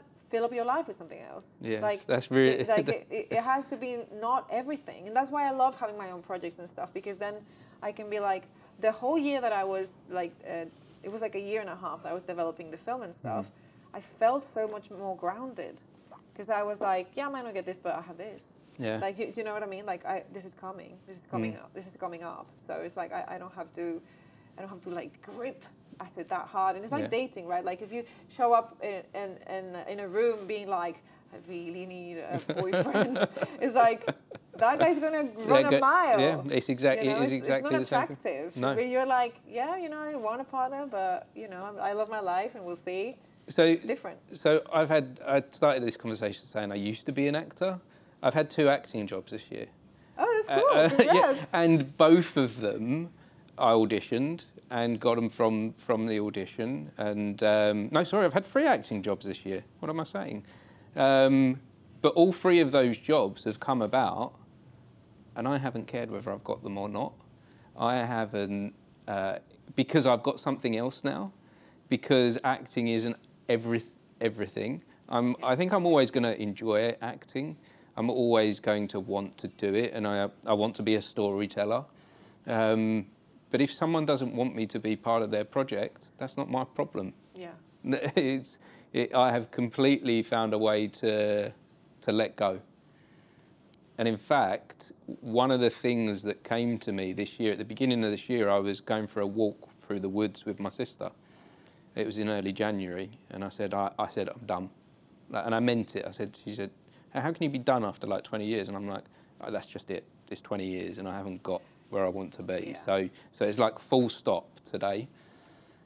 It was the weirdest thing on that day. I got an email from someone I haven't seen in about 15 years saying, an actor's dropped out of their show. Am I available next week? On that same day that I said I'm done. It always pulls you back in. It pulls you back in at the moment of letting go and of releasing. And then the jobs that I got past that, I did the self-tape, did the audition, and it didn't matter. I just did it. You know, there wasn't that desperation. And I think you're so right that it is the same as like relationships. If we're desperate, if you sit in a room and you go on a date with somebody like, I must have you as my boyfriend or girlfriend or whatever, then they're going to run a mile. And they see that, people see that desperation in you. Yeah, it stinks. It does, doesn't it? You can sense it. You get a feeling. It's like that's the problem, and it's and it's just if you're like, this is my everything, this is all I ever wanted to do. It's so hard to like build a life that is full, and that's what I'm trying to do now. Like it's hard, but I am trying to be like, I'm not waiting anymore. Like I'm not like on hold waiting for this to happen. I'm gonna do the things, and like my brother's getting married next year, and I'm like, I'm gonna go to the wedding. If Spielberg calls, I don't care. Like this is more important to me. Do you know what I mean? Like I and before I would have been like, sorry, Spielberg. So I'm gonna like I have to. Sorry, brother. I have to go to do this thing with Spielberg. But now I'm like, I don't care. Like living life.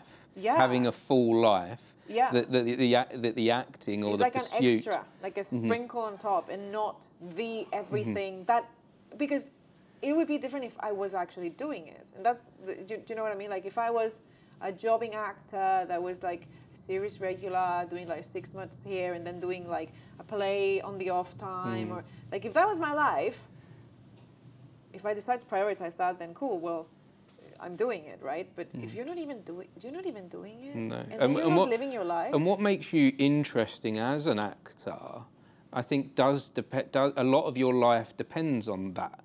And if you haven't got anything going on in your life, then where is the interest in you? Yeah. And I think for me, as I move forward with acting in my life, I think now that it isn't everything, and that I do have other elements going on, I can give more to the acting. I can give more of me to it when it happens. Yeah, and you can just, it's like the idea of play, because I feel like about 5 years ago or so I stopped doing theatre. Like I was very much like, theatre is the only thing I want to do for the first 5 years of my career, and it just didn't want me. Like the roles were not there, the representation wasn't there. It has changed now. Recently I've seen it be much better. But when I was trying, and after 5 years, I was like, it's been 5 years. Like I need to shift to something else, because this is clearly not going anywhere. And I also I feel like maybe I'm just not. I think to do theatre and to be employable, if you're just an actor, you need to be so good at so many things, like almost like an athlete level, and I don't think I can. Like I just think like I don't have the. It's like I feel, for example, if I think of someone like Lin-Manuel Miranda, you know, the guy that wrote Hamilton and like In the Heights and stuff. Like I think if he had tried to just be an actor, he would have never made it, never. And he did try, and it didn't work. So he built his own thing. He built himself a space for him, and he might not be the best actor. Like if you really look at him objectively, you're not he's not the best dancer or the best singer, but he's like this huge name in musical theatre. Why? Because he is an incredible like composer and stuff like that. But like he managed to put something together. He managed to be a storyteller, put something together that really resonated with people, and so he gets a pass. He doesn't have to be the best dancer. He doesn't have to be the best singer. Because if you're just an actor who has to sing and dance and do all the things, you have to be so good to get on top of the rest. But if you're like, you're fine, but you're not like really athlete level incredible, you're gonna get lost unless you bring something else. And I think with theatre, I was like, okay, you know, I'm not the best dancer, I'm not the best singer, I'm not like, I don't have a lot of skills that are needed for a stage, and I have like, just like you with the dyslexia, I have like, I have hemiparesis, which is something that makes my balance really bad, and like, you know, like certain physical things that are like out of my control, and that is not about hard work, and like, it's just, you know, it's just like, part of who you are. Yeah, exactly, it's genetically what you have, and like,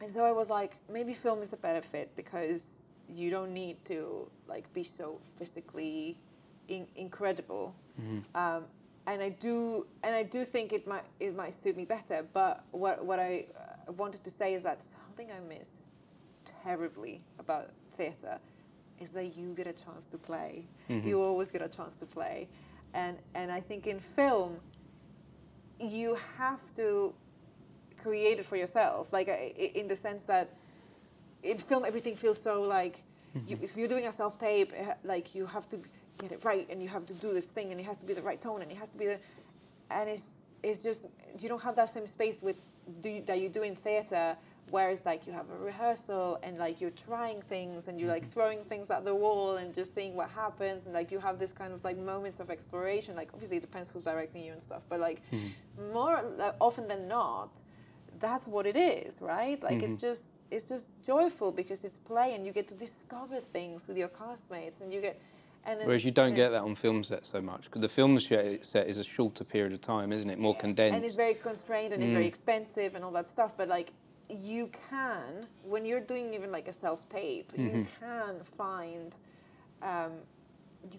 that creativity. Like, and for me, I felt like because of the desperation, it was just getting stifled. That I was like, how do I get it right? What is the right thing to do? I have to get the right tone, and I have to. Do you know what I mean? Yeah. And just being like, I'm just gonna do something fun. I'm just gonna have fun with this, and it's much easier to do it in theatre because you're kind of forced to do it because you have a director who's like, now we're gonna explore things. Let's go. Let's do this like silly kind of drama schooly things where we're gonna like just be children and we're gonna play and we're gonna find things. And I miss that a lot. Like I think I will eventually go back to it. Yeah, I don't think as we're doing any of these creative things, if we take a tangent and think we're going this way, there's no reason why you can't come back to it. There's no, you know, the beautiful thing about theatre, film, acting, directing, writing, this can go with us through all of our life. It can go all the way to the end if we wish it to. I wish it to. I hope that I'll be doing this forever. And where at a point I said I'm no longer an actor, I think in this conversation I'm discovering that that's not true. That actually that is going to be a part of me forever. And I'm also going to add in other things, a podcaster, a writer, a producer. I'm going to add those things in, and maybe for periods of time I might be more in one area than the other. Yeah, exactly. But we do have the option to do that. It's just not putting that heavy. I think like, correct me if I'm wrong, but I think like the thing that makes you go, I've been doing this for 20 years. Like I don't want to feel like you envisioned a way your life would look like at 20 years of doing this, and you're like, I don't have the things that I thought I would have, and then it makes you feel bad about yourself, and you're like, well, I felt awful. Like, at that moment of realisation of, oh my God, this is 20 years, I felt like I'd given my life over to people that had no care for it, going into those auditions and putting myself out there all the time, and my life was in the hands of other people's decision making. I was like, I can't. Why have I done this? And I can't do this anymore going forward. And I had a little period of pause as well, where I stopped for a while, completely everything, for about 3 to 6 months. And then when I restarted, I found that no, I was in control of my life now, and I will do the things. I think that is the thing when you, and I think that's I'm going to be 10 years like career is going to be 10 years next year. So it's like kind of half the time that you've been doing it. But even then, it's like for me, it's like 10 years is 10 years. Yeah, like it's not like I tried it for a year. And the funny thing with life is long as well, but it's short. There is there is going to come an expiration. There are other things that we might want to do in life. Exactly. And if you only stick to one thing that hasn't necessarily worked in the way that you've been doing it. That's the thing, is like, I think that is the key. It's like, it's not necessarily like I quit, I would never want to do it again, unless there is something else that you're like, this thing calls me more and like fulfills me more and is better. Great, then do it. Then go and do that. But if you're still like, I'm not going to do it anymore, and now I'm going to be miserable and I want to work in a bank, like you were saying that you had a period of like doing that and it was horrible. It's not that. It doesn't have to be that. But what I do think it has to be, and it's exactly what you're doing and what I'm trying to do now, is don't put your life on hold anymore. Don't be like, oh, my life is going to be on hold until I have the money and the serious like lead role that I'm like mainstream, where I can tell everyone this is what you've seen me in, because do you know what I mean? Like, forget all that. Who cares? Like, just try and build a life that makes you happy, and stop waiting for someone to give that to you. You know what I mean? And obviously, like, what does that look like? Well, it depends on you, right? Like, it depends what you need and what you like, and but stop postponing things. Like, oh, I never traveled because I was always like, what if I get an audition? What if I get a job? Like, I'm gonna travel now. Like, if I get a job, it's almost like we put our lives on hold for a potential future, Yeah. don't we? We've got this idea of a potential future, what that might look like, and everything else just stops. Like we don't appreciate the moment at all. We don't appreciate where we are because we're always looking like 10 steps ahead. Yeah. And exactly. because we're not appreciating where we are, there's no way you're going to get there. Yeah. And good acting is being present. Mm. So it was like, you need to practice the thing Yes. that will make you happier and better at your job. Mm-hmm. So it's just like, try and be in them instead of being like, but what if I get this job? What if... Now, right now you don't have anything, so try and make the best of this moment, of what you have right now. Like, what is the thing you can do now that will make your life better in some way, like right now, instead of like focusing on some future that might never come. And even if it comes, it might not even be what you thought it was. So how do you look after the moment? How do you appreciate this moment more? Because it's tough, isn't it? Question, it is, isn't we're it? trying to... Something I've been doing recently that has really worked for me is like, I started reading The Artist's Way. I don't know if you've heard of that book. Yes, yeah. And I knew of it. I've never read it before. But I was, after the film, I was like really, it was really hard when the film ended, because it was this very intense year and a half of like purpose and like having this thing that, you know, it was that thing that I was like, well, if I don't get this job, I have this thing, and then suddenly I didn't have the thing anymore. And I was just like, it was really like, it rattled me, because I was like, what do I do now? I don't know if I will get to do this again. Like I have to wait to see how this pins out, but I also don't want to put all my hopes into this pinning out. And I was very unhappy and just not well. And I was like, maybe I should quit.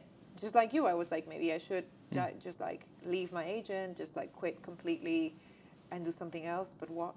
And I was just staring into the abyss, being like, I don't know what else. Like, I don't know what I want to do. If I change careers now, like, I don't know what I would do. And it was really tough.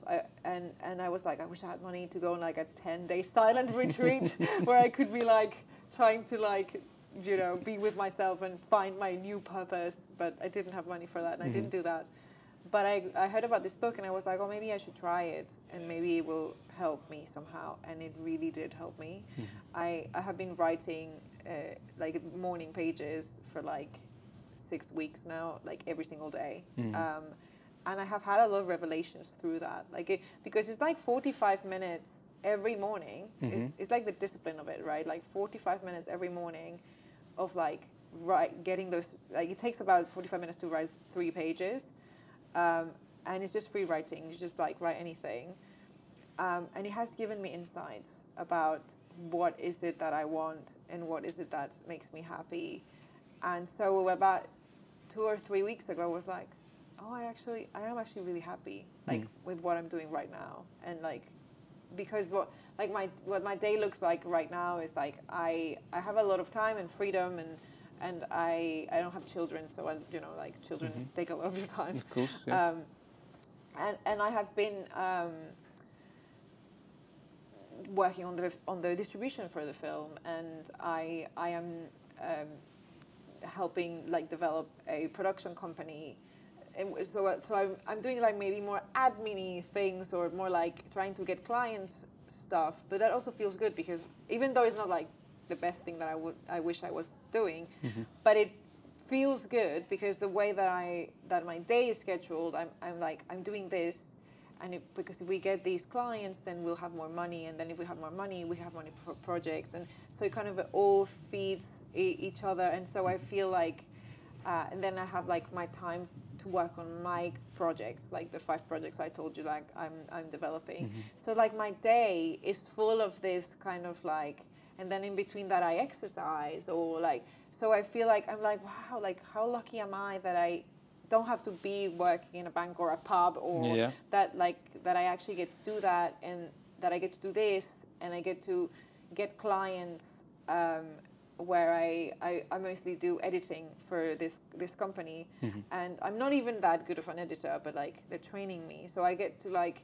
I have the opportunity to be trained at a job that is super flexible, that is storytelling based. And so for me, it's like, I'm still figuring it out. Like I'm not here telling you like that you've solved it, you've got the perfect life.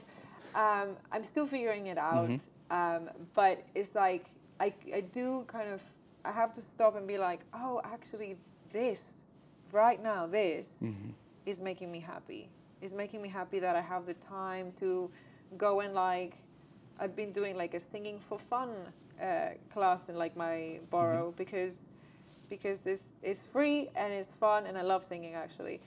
So it's like, oh, I have the time to do that. I can go and do that, and I can come and like work on this that like then pays off financially, and I can just be open, and I feel open. I don't feel like it has to be acting, or if it's not acting, then it's terrible, and then it's not me, and then it's not my identity. It's like, I'm a storyteller, and you can't tell when people ask you, like, what do you do? You're gonna be like, I'm a storyteller, because that doesn't work, but because that's weird, but I am, and that is what I want to do. So yes, I love acting more than editing or whatever, like other storytelling, like things you can do, but it's still storytelling. Like translating is another thing that I do that it also requires a lot of creative thinking, and like it is also storytelling. You are helping get the story through to other people that can't understand the native language of the piece and things like that. So it's like, no, would I love my life if I was just editing or if I was just translating? Maybe not. Would that be like, would I feel a bit maybe trapped? Maybe I would. Is it better than working for the bank or a pub? Yes, it is better. Yeah. But you know, sometimes for me it's like I like the variety. That's something that I realized. Like if you're like, do you want to translate for a week, but then another week you get to do editing, but then another week you're like on set, and then another week you're like doing a video game, like doing voice for a video game. Like I'm like, yeah, that sounds great. So I'm trying to build that life. So you're building a fulfilled life, and you found an appreciation for that fulfilled life within doing these morning journals. By sitting there each morning, and how does that work? Do you reflect on the day that you've just had? No, basically you just write anything. So it's very, very like whatever comes to mind. I started. Now, when I started doing it, it was just like, just write anything. And if you don't know what to write, I don't know what to write. But sometimes I start like, I'm so tired. Because it's you have to do it first thing in the morning. Okay. Like you have a coffee and then... That's my worst time, first thing in the morning. My brain is like a fog in the morning. Mine too. Right, and then it clears as you go. So like every morning I'm like, I'm so tired.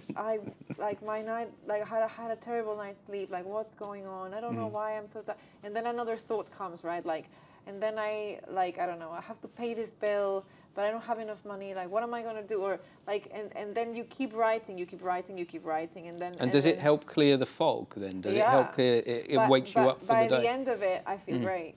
Really? But when I get to the end of it, I always find do you know what? Because a resolution to what you like. I had journaled before and stuff, but I had never journaled for 45. It's a very long time to just be to commit to putting pen to paper. And a friend told me like, 45 minutes sounds awful, like sounds so long. But if you think 3 pages, it doesn't sound that long. Like if you think, I just have to do 3 pages, like one-sided, 3 pages, and so it sounds less long and less like of a commitment, but it's like A4, 3 pages. And then I'm just like, about like the page and a half mark, things start to make sense. And I've had moments where I've been like, because there's been a lot of money worries in there, and I had moments when I've been thinking what I'm going to write next, and my hand wrote something different, and I have answers through that. Like I was like, I need to make money. This needs to be more sustainable. What I need to do is, and I was thinking, I don't remember now what I was thinking, but I was thinking something different. I was like, I need to get more consistent work, or I don't know. Like I was thinking something, and my hand wrote, I need to write. And I was like, oh, maybe I do need to write. Maybe because that's why when I had just finished the film, but I hadn't started any new projects. Have you got any idea what that is? I don't know. Like it could be just that. It could be nothing. Like it could be a complete coincidence. My hand just kept going and I wrote something else because of, I don't know. Like it could be nothing. But I like to think that it is something. You know what I mean? Like some kind of like energy. I don't know. Well, I'm of a belief that there's more going on in this universe than any of us can understand. I like to believe that as well. And I'm starting to get a sense of when we find a place of flow, which it sounds like when you're writing at that time of the morning and you're just putting out your thoughts, you then maybe get locked into flow. And in that space of flow, maybe some external force is able to pass through and you. it doesn't happen every day, and it's not for everyone. It's No. like you said, like maybe for you, because for example, for some people, the thing that works is like they meditate. Actually, you know, like the traditional sort of like put music or sit in silence, close your eyes, and like meditate. Like I know an actress who meditates for like an hour and a half every single day. That's like the thing she does, like the discipline.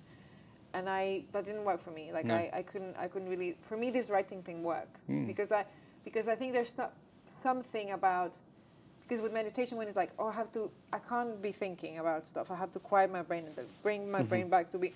And what I like about the writing is like, I can just do the thinking. I think we all do have different types of brains. Yeah. So I don't think there's one way that works for all of us. Yeah. There's not one answer. Yeah. I think we have to find what works for us. Absolutely. And the other thing is that it's not typed. Like I'm doing it in it. They recommend like you. There's being a writer as well. There is something different about putting pen to paper than typing. Yeah. There is definitely something that gets out, that helps with the creative flow. Yeah. With putting pen to paper. But also like they say that this technique is easier for people who are not writers, because as a writer you're like, it has to be good. It has to be like, everything has to be a masterpiece because I'm a writer. That's what I do. Yeah.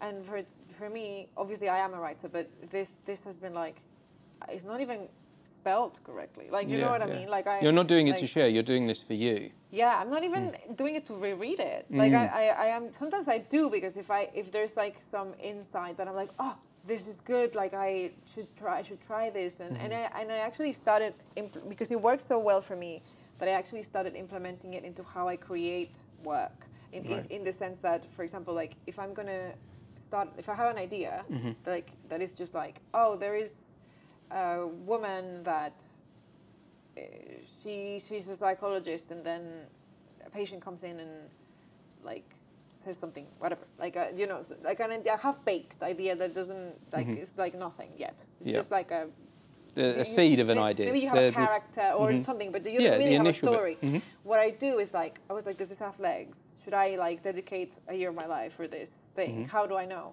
Well, what I've started doing is now I like free write 3 pages for the story. I free write 3 pages for the lead character. Free write 3 pages for the themes that I wanna like put in there, and a free write 3 pages for the world. And once I've done that, I can see if there's something there or not. Do you know what I mean? But like, and then if I'm like, yeah, there is something there, then I start to do a treatment, and I start to to really like dig into everything else. But if I do that and I'm like, nah, it's not. Then you know. There's nothing. It's not original enough. I'm not excited about it enough. I didn't find anything that I was like, this is speaking to me. This is cool. Or because sometimes you can have something that's very cliche that you're like, okay, 2 people walk in a bank and rob it. Like, okay, we've seen that 1,000 times. Like, what's interesting about that? But then maybe there are themes you can bring in.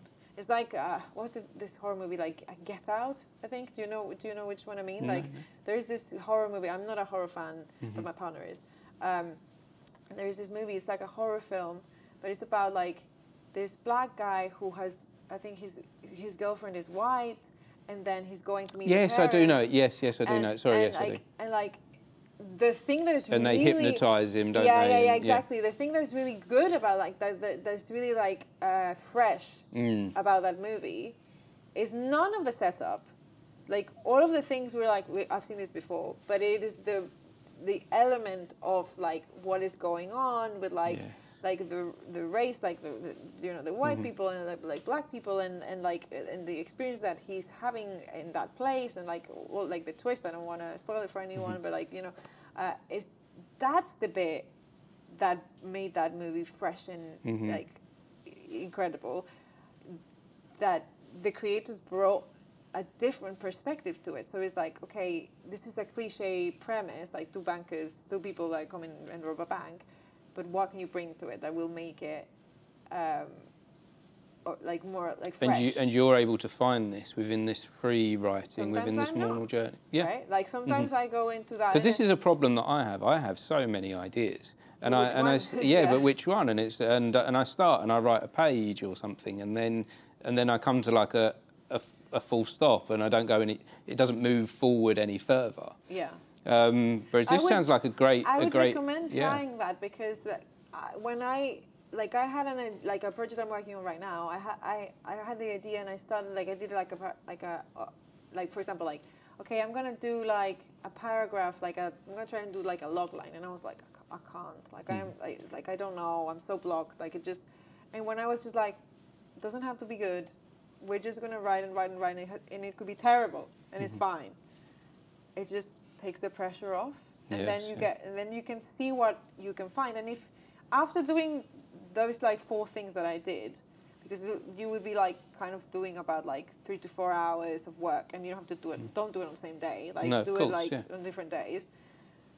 If after that you're like, I'm not. I don't. It feels cliche. It feels this. It feels. I'm not that excited. Then you don't do it. It's really hard sometimes as a writer to not be like, this is crap, this is terrible, because it feels so personal and stuff like that. Yes. But you have to be able to discern, to be like, this is it's not, obviously this is still super cliche, this still not figured out, I still don't have the whole world, I still don't know everything about all the characters and all of that, but there is this bit that really excites me, and then you hold on to that bit, and then you know. It's exploration, isn't it? You're exploring this idea. Rather than just putting down the initial idea, you're going deep into it to find out if there is anything underneath. It's like play, what I said before about theatre, right? It's just you play around, and it's okay. And especially something I don't think I have that many ideas, but I think if you have many ideas, you can use it to your advantage, in the sense of being like, if this doesn't work out, I have so many other ideas that I can plug in here. So let's just let it be what it's going to be, and if it turns out that I'm not that excited about it, or that I can't really find something that I'm like, man, next, let's go with the next one. Yeah. So something that's quite interesting as well, that it's my birthday next week, and my sister texted me this morning and said, what do you want for your birthday? And I said, a journal. I don't know where that idea came from, because I didn't actually, not before that message did I consciously think I want a journal. It was just something I thought, I just tried to a journal, and that was. Well, this is a sign. That is it. So this is the sign that I now need to use that journal. Synchronicity. Yeah. I need to use that journal. Sit down for 45 minutes every morning, and just let it flow. Just see what comes out. And also, you don't beat yourself up if after a week you're like, okay, Anna, that was a cool thing to try, but. No, I didn't get anywhere with it. That's fine. Yeah. That might not be your thing, or maybe it's better for you if you do it at night, or do you know what I mean? Yeah. But give it a go. It's worth a try, because I'm always trying to find new ways to wake up in the morning, because like I say, it's a fog in the morning, and I need to find something that gets me going for the day a bit sooner. Like we're meeting today at 11 a.m. I don't meet people before 11, because I know that it's just not. I'm not quite there yet, but this could help with that, moving that forward. Yeah, or maybe have you done the chronotype test? Because there is a test for your sleep pattern that you're genetically probably wired. Supposed to. Yeah, and it tells you, and it's not like a, what's the word people use I can't woo woo. It's not like I was like woo woo. What's the word? It's not like this woo woo thing. No, it's like a I can send you because there's loads of woo woo ones online that didn't want to do those. No. But there's this one. There's a scientific research behind it, but I can't remember. It has it's like chronotype, but it has some initials after it, so that you can find the actual one. With that is what's best for me and where do I fit. And it will tell you if you. I'm guessing from what you've said, you are probably one of those people. Do you go to bed quite late? Yes, yeah. That you might be one of those people that I'm neutral, which is so boring. There's a morning person, and there's the owl, and then there's me, really boring in the middle. Like that, I'm like, go to bed at 11 and get up at 7. It's really See, boring. there's no way I can even contemplate sleeping before midnight. Like Well, it just there you won't, go. it just Like, it just won't there are happen. people that like they should be going to bed at 3 o'clock in the morning. Well, and I'm most creative. So if I'm doing any writing or coming up with ideas, that happens between 12 o'clock at night and 3 a.m. Well, there you go. Like it might be that you should be going to sleep at 3. Mm. And do you know what I mean? And, Yeah, it's just getting the rest of the world to adjust to my time. And but if you work as a freelancer, you can. Then you can. You can. Well, like today, Yeah, I said exactly. I'll meet you at 11 because So- I realised that in the past year, it's taken me till nearly 40 to do that with people, to go to people I don't meet until after 11. Yeah, and know. I think if you Where I can, when I can. instead of like being like, oh, how can I get up earlier and not do that? Yeah. Why don't you just embrace it? Because that might be like your best life. You know what Yes, I mean? yeah, Like where it you definitely does function help. the best, and like genetically we have that because obviously back in like when we were like tribes and things like that, people couldn't sleep at the same time. No. You needed to have people awake at different times so that you To could like, protect the tribe, Yeah, exactly. yeah. So So genetically, we have to work out what's best for us. yeah. Well, this has been a wonderful conversation. Yeah, It's no, been absolutely. so Thank nice you to so meet much you. for having me. Thank you for sharing your journey as well as sharing your film. Before we wrap this up, last sort of question for you. We've talked a lot about the past and what you've been doing at the moment, but the future, if you could have anything that this path you've been on so far is leading you somewhere, what is the hopes and dreams for the future for you? I would love to get a commission. That is the bit that I would love for someone to see the vision of what I'm trying to do and just be like, have some money and make this happen.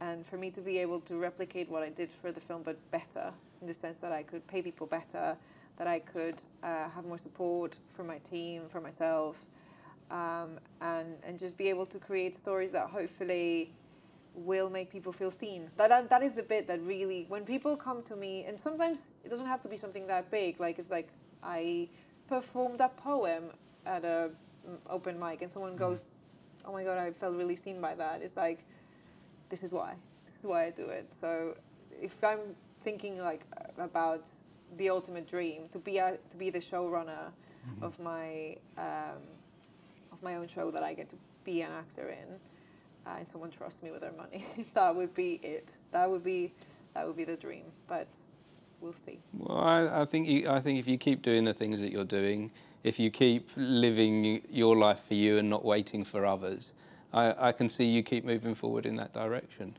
I see something really positive for you there, and with what you've been telling me so far, you have the power to do that if you want that.